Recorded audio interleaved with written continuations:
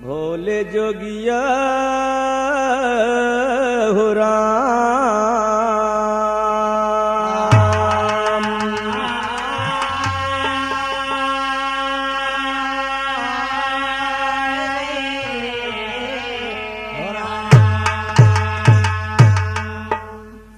सबसे सुंदर देश हमार और यही पर आया सब अवतार। वीर से खाली नाही धरती कभो हमार।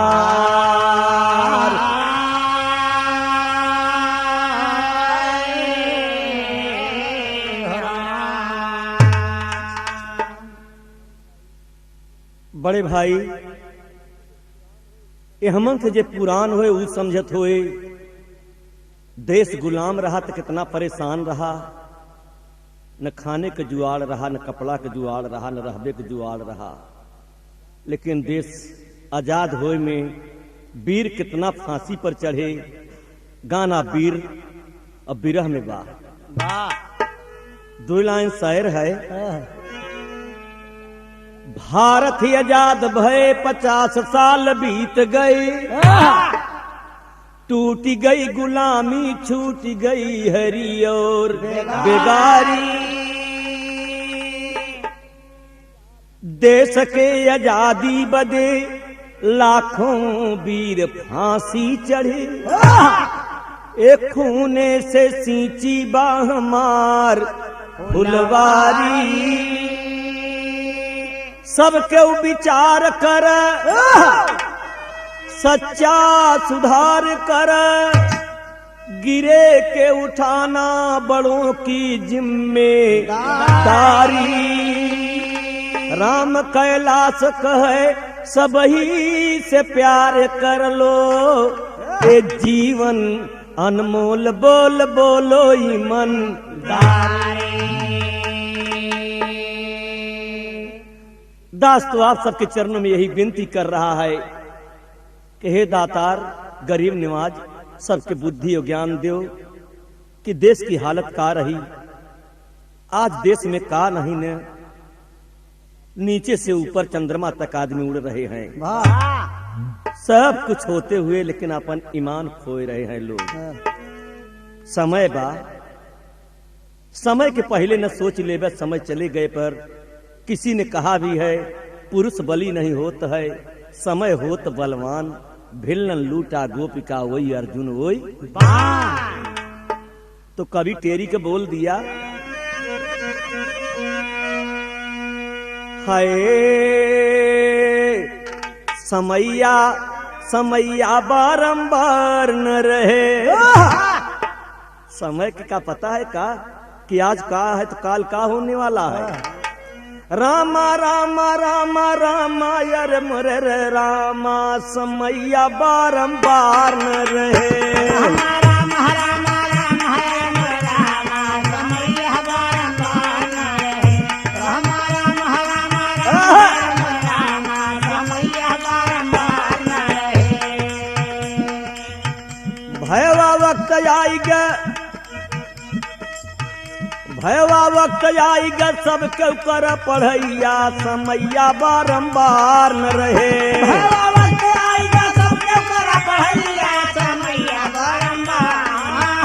भयवा वक्त आएगा सबके कर पढ़ैया समैया बारंबार न रहे। दास विनती कर रहा कि पढ़ब लिखे बदे आज सरकार कितना रुपया खर्चा कर रहा है। काहे बदे कि हमारा देश में कोई ऐसा न रह जाए कि अनपढ़ रह जाए। 3 साल के बच्चा से लेकर 93 साल तक का बुढ़वा के लिए सरकार खर्चा देता। लेकिन एक बुनियाद गाने का काबा कि समैया दास दोहराए के अब देखा था कि आप समझे समझदार है, आपके पास समझ बख्ताब और ना ही समझबक फिर दास का कह सकत हो। अपने चरणों को धूरी समझ के समझ लेना।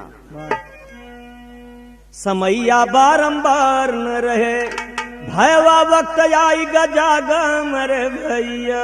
समैया बारंबार न रहे,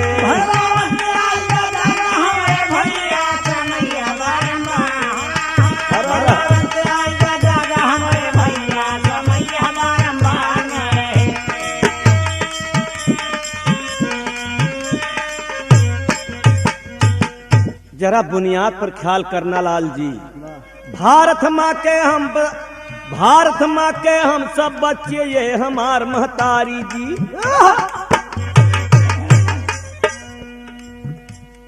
भारत माँ के हम सब बच्चे, ये हमार महतारी जी। दुनिया भर में लहसानी और शोभा इनकी न्यारी जी। हीरा मोती लाल जवाहर रत्न जरा पिटारी जी। स्वर्ग से ही बढ़ के भुइया हमके बहुत प्यारी जी।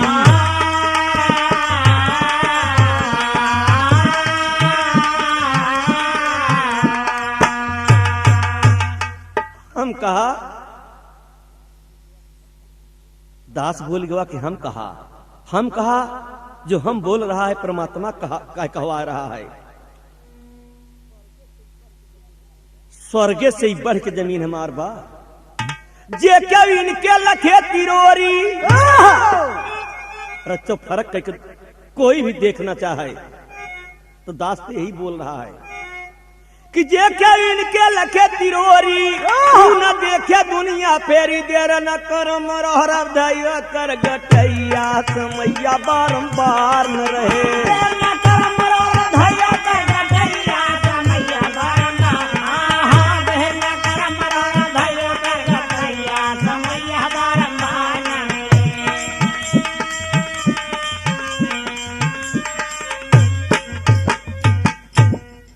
भाई साहब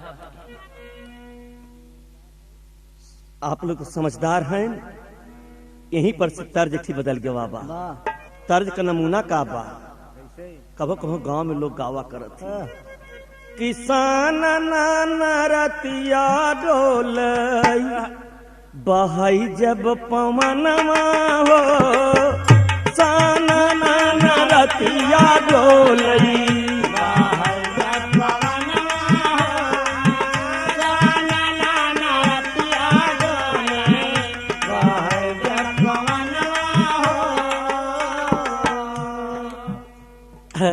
आप लोग नाराज न वहीं जहाँ पूरी कचौरी चलते वहाँ चटनी की जरूरत पड़त है।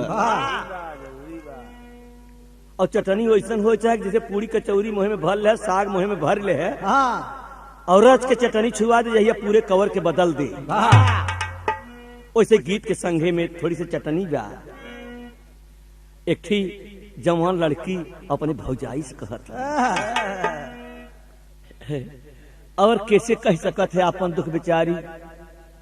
जवान लड़की भौजाई से मधुर मधुर बोलता, भौजी सुदिन ते आए रहा लेकिन भैया लौट आए तुम। भौजी कहू जिनकी हम कहत रहे अपने तरफ से भौजी कह दे भैया से। सब हमारे संग के सखी सहेली सब जाए लागत तुम्हें लालच कुछ में चाहे भौजी हमके कुछ जिंदी हूँ भौजी। का तो कहता ननद भौजी से कि न त चाहे कूड़ा दौरी। बतासा बतासा मिठाई उठाई दौरी उरी मिले था ना। सूप चलन कुछ जिंदी हूँ भौजो। न त चाहे कूड़ा दौरी न एक थान गहनवा हो। भौजी दो चीज लई आए थे। मिर्जापुर का चौका चाहे और करबी का बेलनवा हो। लोई काटत ग्वाल लई बेलत की कंगनवा। लोई काटत ग्वाल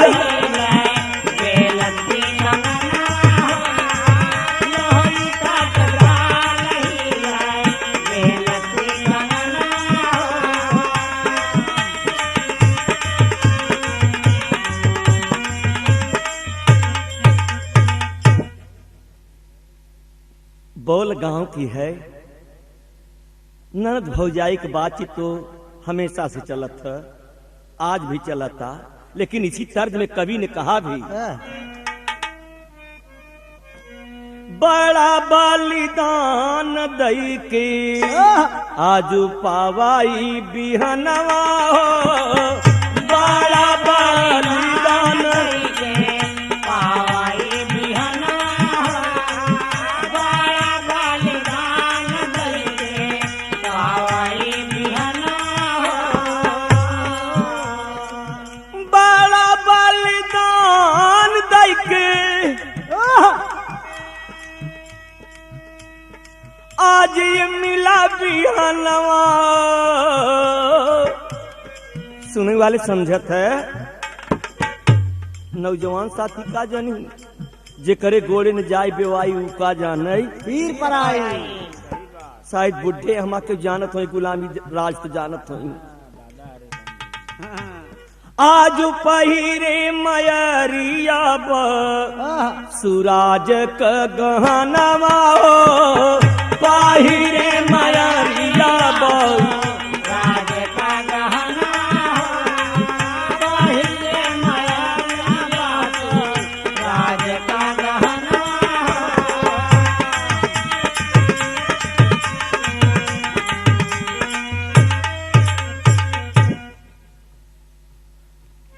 पहिरे मयरिया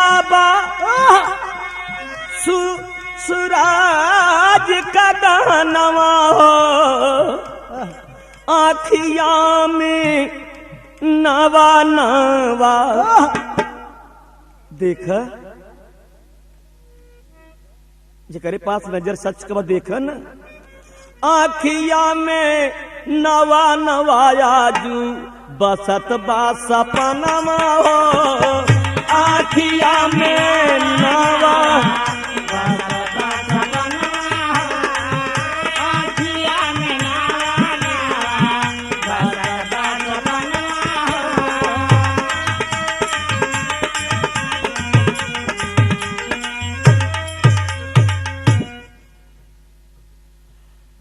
आँखिया में नवा नवा बसत बा सपनवा हो, चार ओरी देख मितऊ, चार ओरी देख भैया बढ़त बा चरणवा हो, चार ओरी बढ़त बाटई।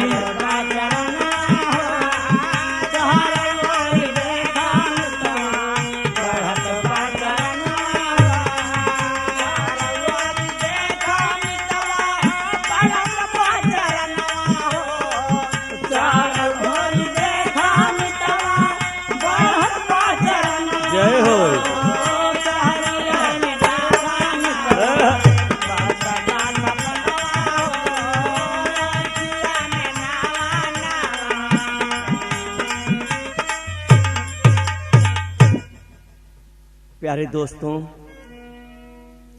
सुनने वाले मित्र, आप लोग महान हैं, भगवान हैं। अंदाज लगाऊं, अब न ऊंच नीच का दर्जा, और सच बात यह है कि दातार ने सब अपने रचना से रचा है, सब मटेरियल भी बराबर दिया है। काहे कि बाबा तुलसीदास भी लिखत हैं कि चित जल पावक गगन समीरा, और पंच रचित है अधम शरीरा। एकर अभिमान मत करो, और बोलता जो बुलाए रहा है मालिक एक है। नाम चाहे आप अनेक रख लें, गॉड कह लें, खुदा कह लें, अल्लाह कह लें, राम कह लें, प्रभु निराकार है। ये साकार में नहीं है, साकार में सारा चीज बनाया, लेकिन अपना निराकार है। ये बाबा जी की कृपा, हरदेव सिंह महाराज क्या जो दास ऐसा बोल रहा है, नहीं हमके का पता रहा। तयबन ऊंच नीच का दर्जा, यबन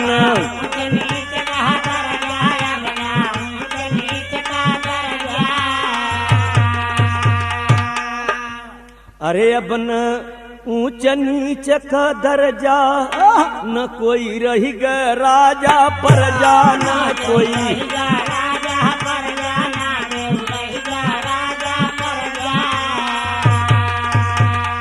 अरे अब न ऊंच नीच का दर्जा न कोई रही गए राजा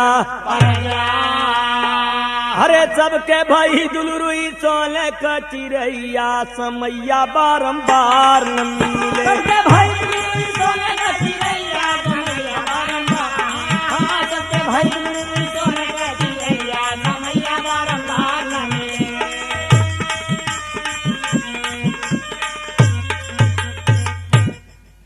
एक बात और करे चाहे रामचंद्र, ऐसा न करे चाहे कि खाए कोहरानी भूखे लोहरानी। बहुत बात का ऐसा न हो चाहे कि रह हिया अभी तरी भीतरी काम खराब कर तो बाहर। केहू के जिंदेरा आदमी के जिंदेरा, आदमी वो कहते केहू जिंदेरा लेकिन भगवान के जिंदेरा। जौन का अभिमान करते ही मशीन चाहे तो सेकंड भर देरी न लागे बंद हो जाए तोहार सारी कहानी खत्म।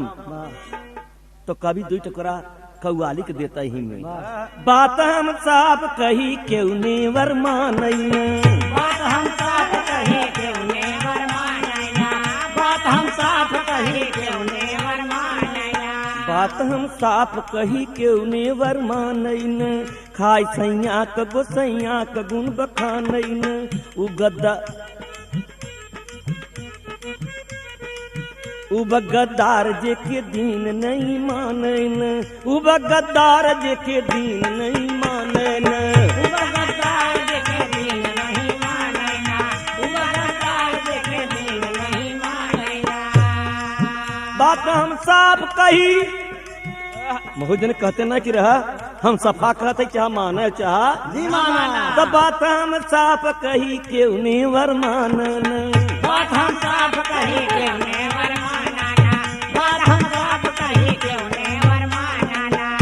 सैया क गोसैया क गुण बखान ओके देकार बाजू देश अपन जान उ बगद्दार जे के हीन नहीं मानन, उ बगद्दार जे के दीन नहीं मानन, उ बगद्दार जे के दीन नहीं मानन।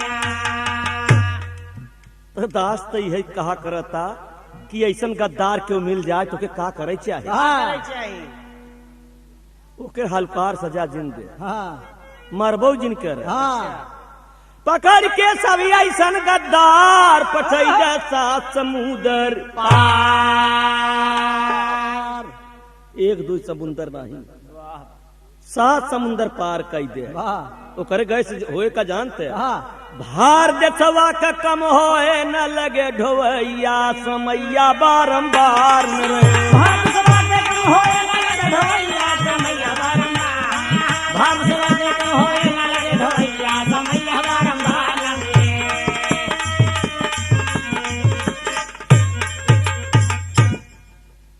सुनने वाले दोस्तों, देश गुलाम रहा, दास अपने आंखी से देखा वह समय में राम सुमेर सुई और डोरा तक नहीं रहा। हमारे बरौद बाजार में, इलाहाबाद जिला में बरौद बाजार बा, हमारे वह समय में 12-13 साल की उम्र रही। एक मिला सुई बेचे गया, वो बेचत रहे कि एक आना का 4 सुई, एक आना का 4 सुई, एक आना का 4 सुई, एक आना का 4 सुई।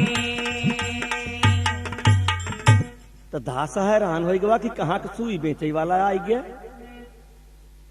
देश गुलाम बा। दास खड़ा हो सोचा था कि का ले देखा था उनका चौक चौक खीला आई का आया काम चीज या कब खीलो न देखे रही, खीला तक न देखे रही। तू कहत रही कि एक आना का 4 सुई और लैले भैया 4 सुई, खाए के न पिए के गुबुर गुबुर सिए के हो, खाए के न पिए के गुबुर गुबुर सिए के, खाए के न पिए के गुबुर गुबुर सिए के। उसे पूछा भाई साहब का हो तो कैसे कपड़ा सिया जाता है। 10 एकाना 4 सुई तो लई ली, लेकिन घरे गए तो लोग पूछन कि डोरा कहाँ था। डोरा नहीं रहा उस समय में। देश साल 2 साल भय आजाद भय भरा, 47-48 के बाद था। आप खाली माताएं बहिनाएं कपड़ा फाट जाता था तो गांठ देख कपड़ा पहिरत रहे, गांठ दे ले। मेरे दोस्तों, ये बिरहा है। यही मऊ अहमद जिला इलाहाबाद में मुसलमान भाई सारी बीनत रहन हाथे से।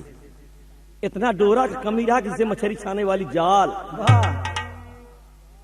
वह किस्म का झिन्नी सारी रहे। लेकिन जब गांव को मेहरारू पाँव तो इतना खुशी हो जाए, हाँ आज हमार दुल्हा सारी ले जाए। सावन का महीना लागे तो अपने गाँव नई में गावा कर नई गीत बने के गाँव में। कहाँ पहिरब पहिरब रे दरेसव, चाही रुपया गजबी चाही।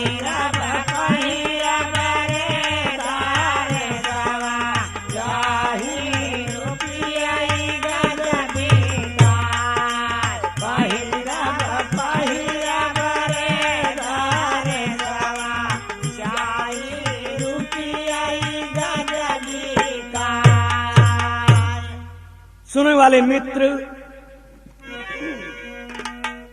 1 रुपया की कीमत रही। औरत कहे चाहे 1 रुपया कसम गज बिचाए हम मंगाओ। वो झिन्नी सारी को कीमत रही, ढुर ढुर के गावा करें माताएं बहनाएं।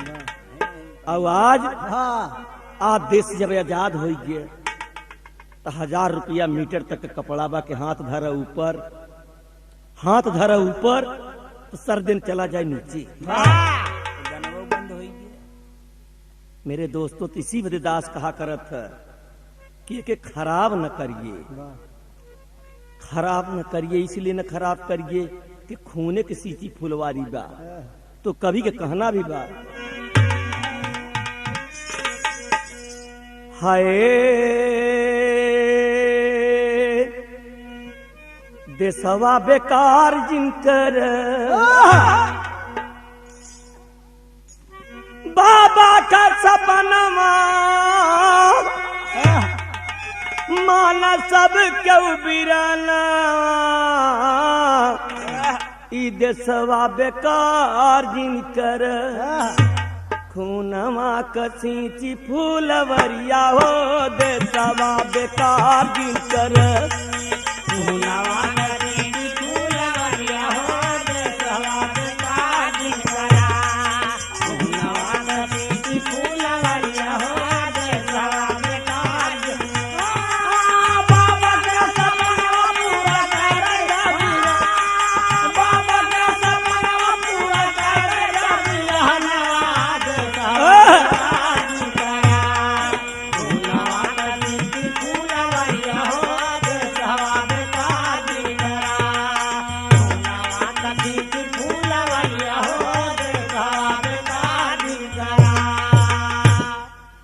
एक भगवान सब एक इंसान हो, एक भगवान सब एक इंसान हो, एक भगवान सब एक इंसान हो। भारत माँ के कारण वीर भैले बलिदान हो। भारत माँ के कारण वीर भैले बलिदान हो। भारत माँ के कारण वीर भैले बलिदान हो। ओह गिनमा याद कई के सोचा अपने महनवा। देशवा बेकार जिनकर, मिल के खेल भारत का नमरिया हो। देशवा बेकार जिनकर, भारत का नमरिया हो। देशवा बेकार जिनकर, भारत का नमरिया हो। देशवा बेकार जिनकर। सुने वाले मित्र, आप लोग जानकार महान हैं। सबके जब मिल के रहबे, एकता में तनी दम होत, कि चाह जौन चीज आप काम कर सकत है दुनिया के अंदर, और जहाँ फूट हो जात एक आदमी के फूटे से पूरे गांव की खराबी हो जाता, पूरे हिंदुस्तान की खराबी हो जाता। तो कवि ने कहा भी,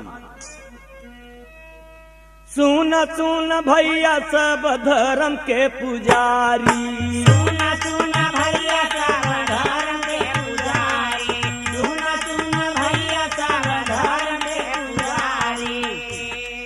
सबके नजरिया में धरती प्यारी, सबके नजरिया में धरती प्यारी, सबके नजरिया में धरती प्यारी। चारौरी चारौरी चारौरी चारौरी चारौरी चारौरी का होता? हिंदुस्तान के नहीं देखा चाहता, हिंदुस्तान के नहीं देखा चाहता। चारों ओर से दुश्मन का लागी बा नजरिया हो, देशवा बेकार जिनकर दुश्मन का लागी बा नजरिया हो, देशवा बेकार जिनकर। दुश्मन का लागी बा नजरिया हो, देशवा बेकार जिनकर। चारों ओर से दुश्मन देख रहा कि हिंदुस्तान कितनी तरक्की पर बा, हिंदुस्तान का नहीं कह सकता। हिंदुस्तान आप लोग सब कोई सारे हिंदुस्तान के भाई सब जात मत देखिए, जात सबको परमात्मा ने एक बनाया। कोई हिंदू है न कोई मुसलमान है, और न कोई सिख है न कोई ईसाई है, सब एक इंसान है। रचने वाला सबका बाप एक है। नाम चाहे बाबू कहले, चाहे दादा कहले, चाहे काका कहले, चाहे चाचा कहले, चाहो तुम्हार मन हो। मेरे दोस्तों, तो कवि ने भाव दिया, इतने नहीं, दास की भीख भी मांग रहा है कि बन जाई नशान छोड़ चोरी बेईमानी, बन जाई नशान छोड़ चोरी बेईमानी, बन जाई नशान छोड़ चोरी बेईमानी। तब हट दसवा का हमारे गिरोनी, तब हट दसवा का हमारे गिरानी, तब हट दसवा का हमारे गिरानी। रचने वाला एक है, सारी सृष्टि के रचा क्यों नहीं कहा जाता। सुनने वाले दोस्त सिर्फ आदमी कहा जाता।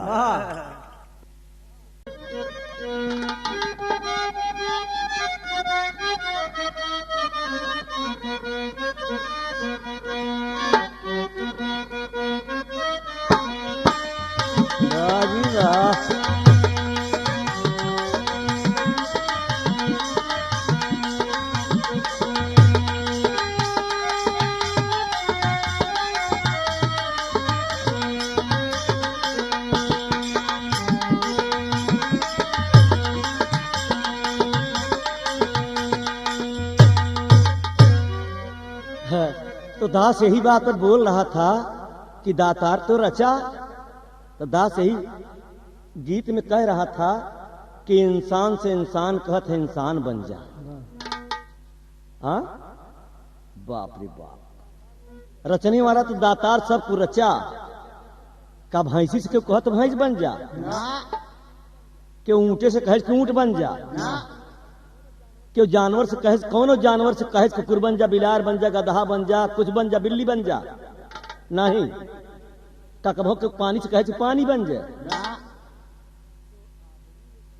तो आदमी इतना बड़ा, बाबा तुलसीदास लिखते हैं कि बड़े भाग मानुष तन पावा। 84 लाख के बाद नंबर मिला, तब इंसान का चोला पाया। तब वो कहते हैं कि अरे अब आदमी बन जा भैया। ते आदमी कहाँ बनबे, सच्चा गुरु के दरबार में बन सकत, जो सच्चा जानकार हो। तब तो कवि दोहराया कि बन जाई नशान छोड़ चोरी बेईमानी, बन जाई नशान छोड़ चोरी बेईमानी, बन जाई नशान छोड़ चोरी बेईमानी। तब हट दसवा का हमारे गिरानी, तब हट दसवा का हमारे गिरानी, तब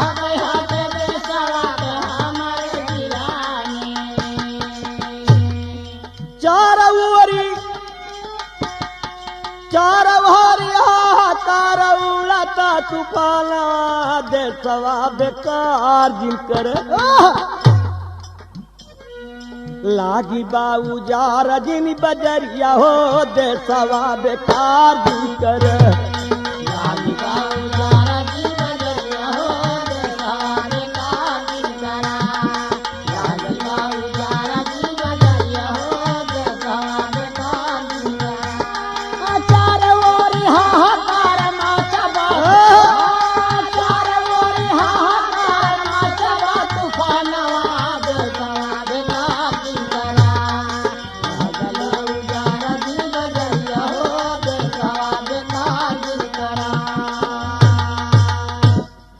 कभों कभों हमारे जगन्नाथ सेठ प्लास्टिक वाले की मदद किया करते हैं पहाड़गंज वाले। कहती भैया तू आई है दिल्ली लेकिन देश में का होता एके जरूर गाय दे तो वही में छतरधारी कैसेट बेचते हैं एक समर्थन के कहे ना अब की गाना रामा कैसेट में हम ऐसा करवाए कि जौन की कभो बुढ़ा न हो गाना और सारा संसार सुनते ही रहे। ते गाना का बुढ़ाई ने आए कोनो कथनी न हो कहानी न हो कि फलानिया फलाना वाले के भाग कर रहा तो गोली चल के फलाना मरी कर रहा ये देश गीत भक्त गीत या तो दास बेनती से का कहा था कौन देश या तुलसी असुर ये कबीर जी का देश हो तुलसी असुर ये कबीर जी का देश हो तुलसी असुर ये कबीर जी का देश हो पीर पैगम्बर यही दे उपदेश हो पीर पैगम्बर यही है उपदेश हो पीर पैगम्बर यही है उपदेश हो एक रचवैया रचवैया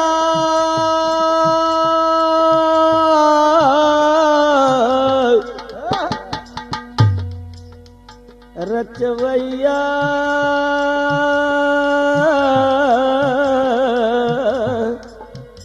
रचने वाला एक है ना अरे बोला ना एक रचवैया सबका एक बाठवाइया देशवा बेकार जिनकर बाबा जी दास भीख मांगा तो चरणों में संतों से देश का हटा दया दियरिया देशवा बेकार जिनकर देश का हटा दया दियरिया हो देशवा बेकार जिनकर देश के हटा दया दियरिया हो देशवा बेकार जिनकर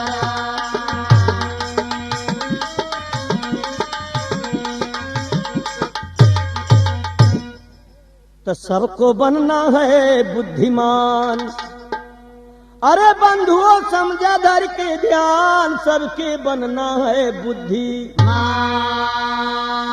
शान से डटा रह रखवारी वाका धैया समैया बारंबार न मिले सबसे डर हर खवारी का कन्हैया समैया बारंबार आहा सबसे डर हर खवारी का कन्हैया समैया बारंबार न मिले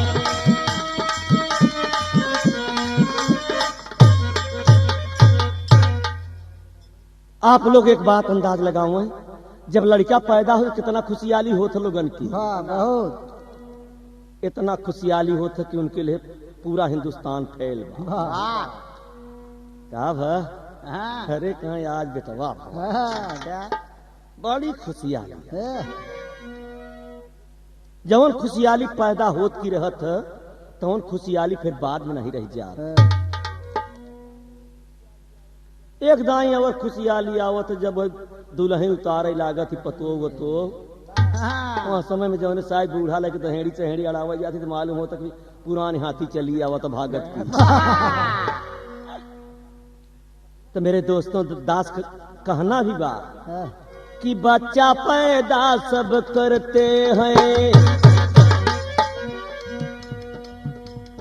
सब ही होत बड़ा खुशहाल लेकिन खान पान पर ध्यान न देते ठीक से करें देखन भाल कितने बच्चे थोड़े उम्र में नशा का करत है इस्तेमाल, बनाया वारा घूमे सड़क पर, माई बाप बने कंगाल।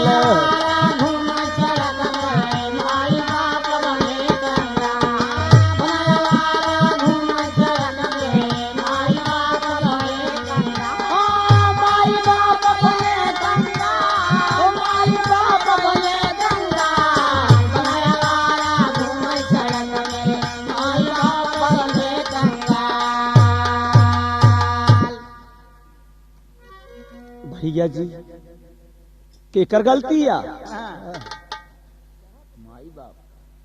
जहां का बुनियाद अच्छी न बने हुआ तो तल्ला ऊपर का अच्छा नहीं बन सकता।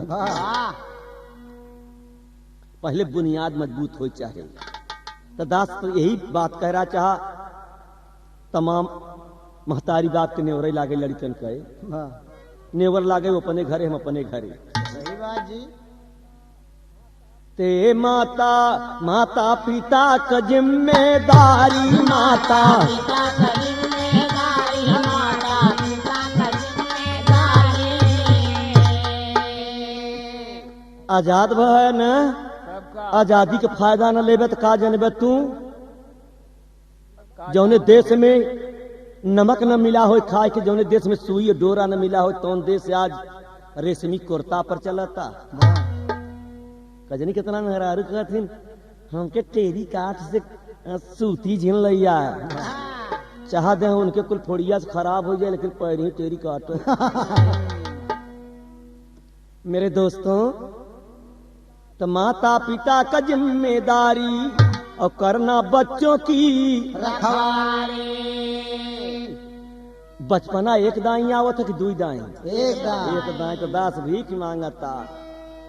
बचपन एक दाई आई हमरे भैया, समैया बारंबार न मिले। बचपन एक दाई आवे हमरे भैया, समैया बारंबार। बचपन एक दाई आवे हमरे भैया, समैया बारंबार न मिले।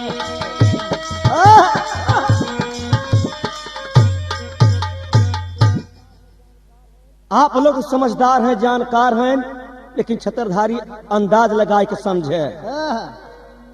जेकर बचपना बिगड़ गई ओकर कभो न बनी, जेकर बुनियाद बिगड़ गई ओकर कभो न बनी।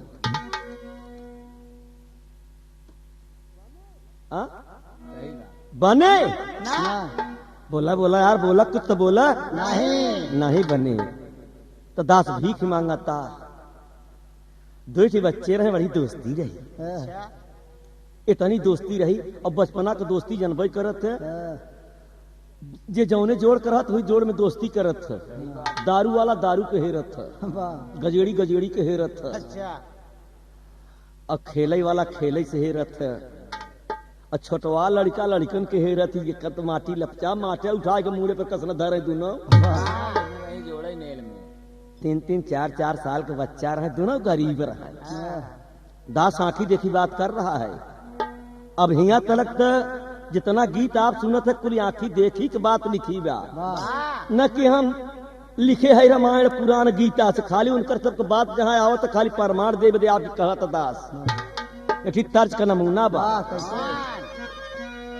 हाय तर्ज हो गाँव को बोलिया, अरे यादमपुर में लागल बजरियन रे, हीरा रतन बिका। यादमपुर में लागल बजरियन रे, हीरा रतन बिका। यादमपुर में लागल बजरियन रे, हीरा रतन बिका। अरे हम काई बाजार लगी बस सच के झूठ के दोनों लगी, बस सच के गुरेसत है झूठ। तो दास तो ये भीख मांगता। ई बाजार में सौदा कैले जौने चला जा तो लोग चर्चा करें कि अरे फलाने रहा बहुत अच्छा आदमी रहा। ऐसा न हो कि जितवे पर तो कहे जात है, मरे कहा जा भले मरिया यार बड़ा बेकार रहा। तो यादमपुर में लागल बा बजरियन हो हीरा रतन बिकाई चतुर चतुर सब कराई सौदन हो मूरख खड़ा पछताई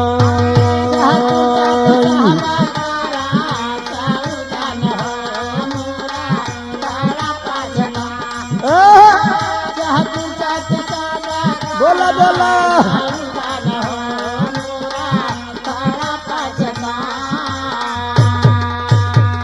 यही बोल में कहना है एक बच्चे का नाम हीरा एक बच्चे का नाम मोती बा महतारी बाप अपने बच्चन का नाम अच्छे से अच्छा रखा चाहती ने तो हीरा मोती रहलन ललनवन हो दूना घरे का गरीब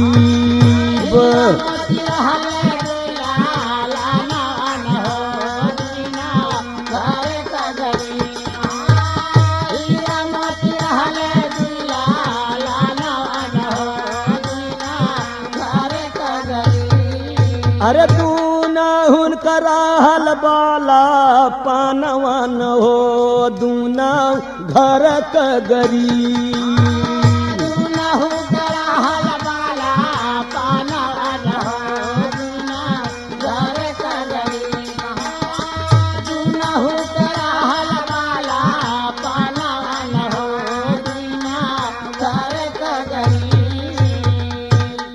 रापस्टगंज मिर्जापुर जिला में पड़े एक नहरा बा नहरा के बगल का गांव बा गांव के दोनों बच्चे रहे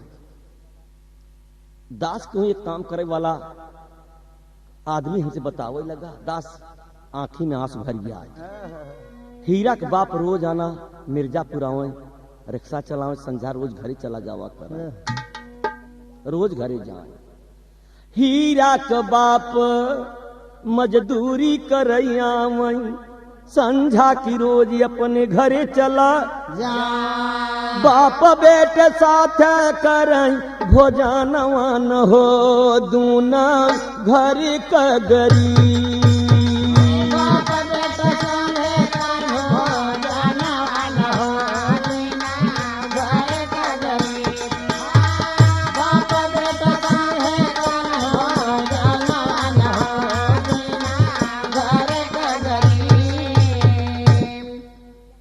हीरा के बाप हीरा से बातचीत करते हैं कि बेटा जवन बच्चा पढ़ाई में लिखाई में ध्यान लगावत थी न उनकर गांवों देश में बड़ाई होत और स्कूलों में नाम होत और मायू बाप खुशी होती न हाँ बाबू हीरा का बाप रोज हीरा के यही बतावाई पढ़ाई लिखाई लड़का जवन ध्यान लगावाई उनकर माता पिता खुशी रहती मन हो दूना घर का गरीब माता पिता खुशी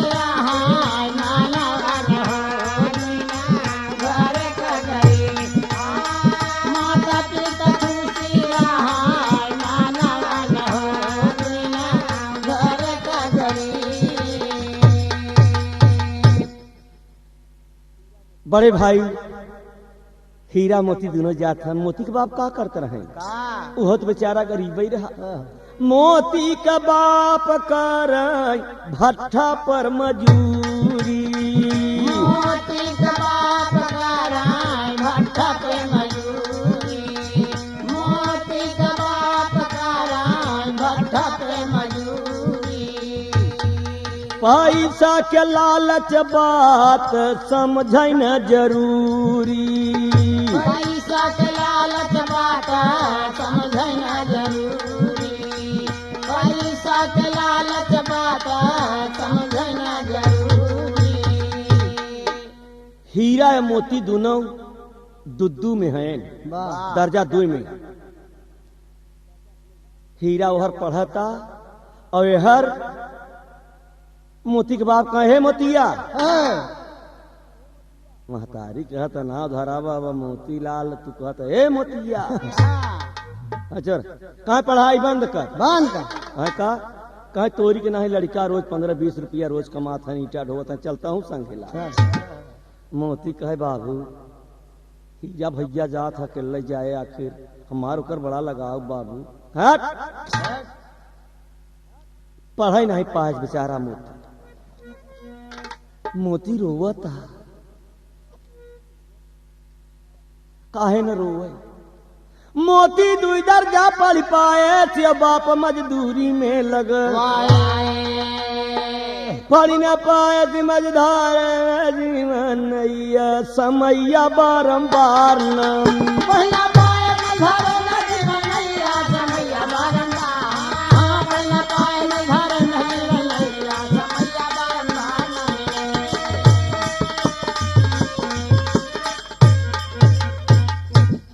मोती रोवता हीरा कह कतरे मोती भैया कहे भैया हमार बाबू ईंटा ढोवे लागे अब हम न पढ़ा।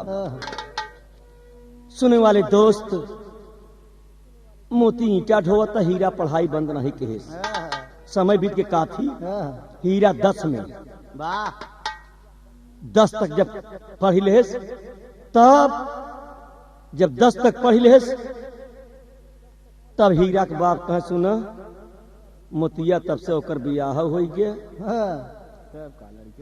लड़के पड़िका हो लागे न तो के पढ़ौते रह गए कुछ करबे काम कब भर हम खींची बुढ़ाई कब भर रिक्शा खींचा कराई हमार। तो हीरा सोचा कि अब तो हम कुछ न पढ़ पावा भगवान। मेरे दोस्तों हीरा का बाप कह बहुत पढ़ ले है 10 तक के काम ना ही न चल तू कुछ खोज काम धाम।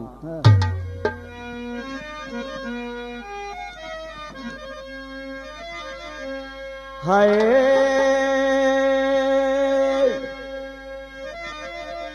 अरे हीरा पढ़ाई में रहे लगाए मनवा खर्चा पावैना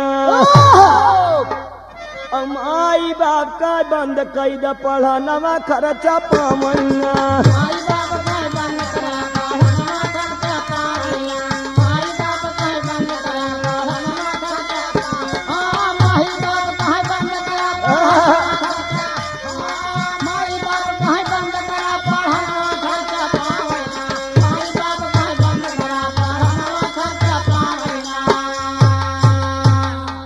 खर्चा बंद कर दे खर्चा हमारे पास नहीं चाहे पढ़े चाहे जिन पढ़े। मारे चिंता के मारी हीरा रात में खाना नहीं खाए शाम की रात भर सोचता बाप का कहता खाए ले बेटा कहा इतना दिन कम खिया पिताजी बहुत खिया। बाप बोला कि 10 दर्जा तू बहुत पढ़ी ली है चल कतों कर अब काम हो और रात में हीरा खाए सी नहीं सोचता इंतजाम हो। अरे बड़े सवेरे भागा छोड़ी भवनवा खर्चा पावैना माई बाप का बंग कैद पढ़ा नवा खर्चा पावैना।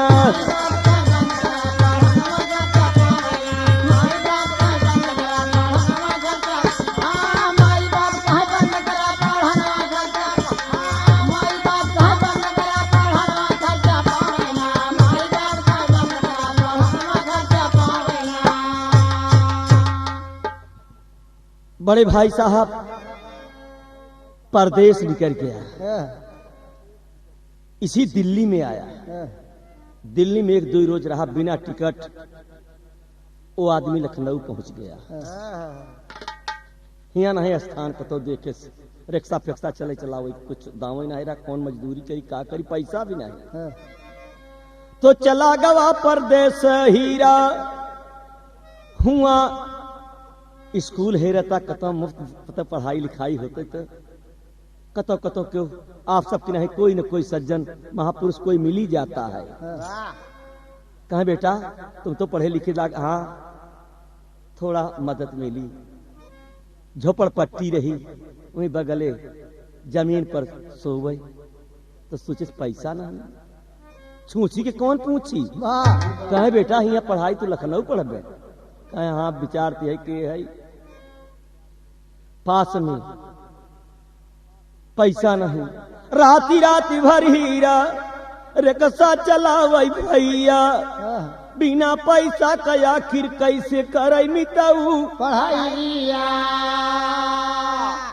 तब हिम्मत अपन नहीं हारता, कहे पूरा करब जीवन का सपनवा खर्चा पावई न। माई बाप कहे बंद कई द पढ़नवा खर्चा पावई न।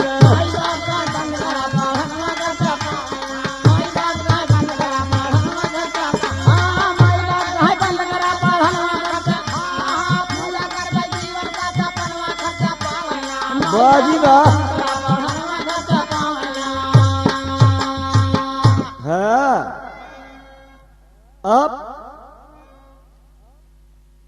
प्रतिज्ञा कर लिया, प्रण कर लिया। बारे बच्चे संसार में बच्चा दे तो ऐसे ही दे चाहे एक ही दे।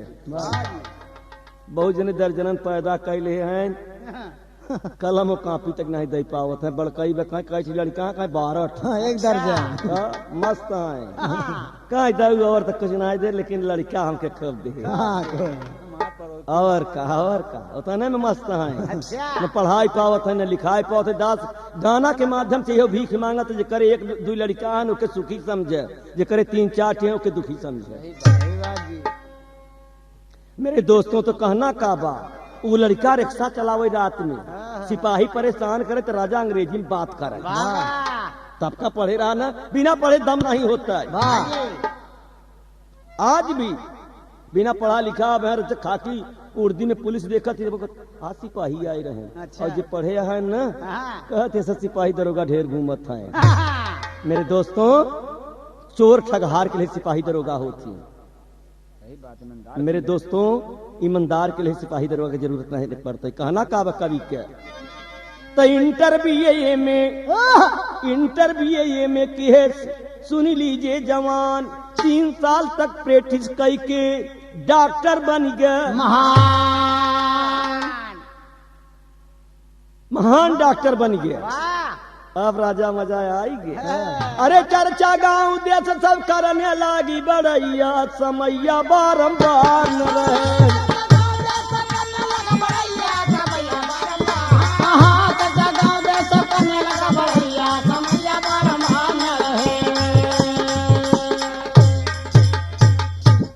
अरे हीरा लाल डॉक्टर जब बन गईलन भैया, प्राइवेट अस्पताल खोलेन एक नहरा के किनार।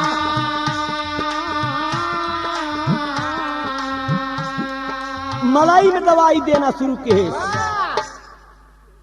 और दुखिया गरीब सब अच्छा हो के लौट लगन।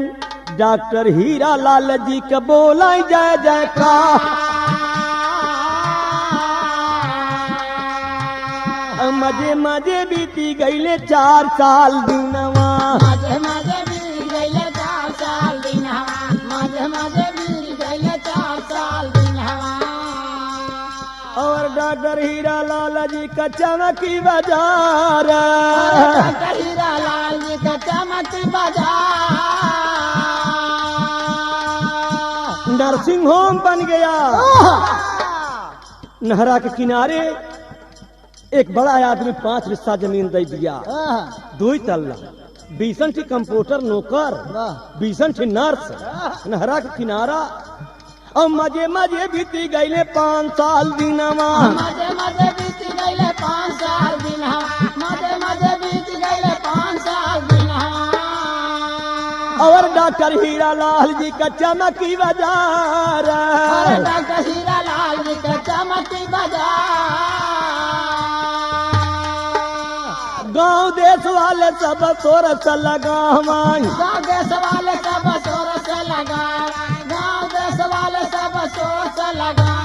शादी बदे जोर सब लगावा रिश्तेदार, शादी बड़े शोर सब लगावा रिश्तेदार। हीरा लाल कहे बस जब पढ़ावे के रहा तब क्यों जरे नहीं दिखान रहे। एक को पैसा दे बदी बियाह है बदी, हम बियाह करब, लेकिन हमारे एक शर्त बा। वाह कमान, हमारी के नहीं लड़की पढ़ी लिखी चाहिए। और पैसा उससे न ले, पैसा ओके दे। बाजी काहे के नहीं बिकत दातार हमके कमवा रहा है। अरे बिना रे दहेजवा का शादी कैलन डॉक्टर, बिना हो दहेजवा के शादी कैले डॉक्टर, बिना हो दहेजवा के शादी कैले डॉक्टर। और पढ़ी लिखी ना राजा मिली गुलनार, पढ़ी लिखी ना राजा मिली गुलनार। बहु भोज कैले साथी मोती के बोलायन, बहु भोज कैले साथी मोती के बोलाए, बहु भोज कैले साथी मोती के बोलाए। बचपन का दोस्त मोती मिले दिलदार, अरे बचपन के मोती मिले दिलदार। रोय रोय मोती कहे हीरा से बयानवा, रोय रोय मोती कहाँ हीरा से बयाना, रोय रोय मोती कहाँ हीरा से बयाना। हमारी नवरिया बाबू फंस गई मजेदार, हमारी नवरिया बाबू फंसी मजेदार। माई बाप बचपन में कई दी है शादी, माई बाप बचपन में कई दी है शादी, माई बाप बचपन में कई दी है शादी। हमारा तो आधा जगह बढ़ गया परिवार, अरे हमारा तो एक दर्जन बड़ा परिवार। कैसे का जीवन बिताई डॉक्टर बाबू, कैसे का जीवन बिताई डॉक्टर बाबू, कैसे का जीवन बिताई डॉक्टर बाबू। डॉक्टर साहब दयालु बचपनी के याद की है 30,000 रुपया दिया, कितने धंधा गांव देश में जाके कुछ कर लेना। तुम आती रो के कहा कहानी, माता पिता के हुक्म जिन करना, बेईमानी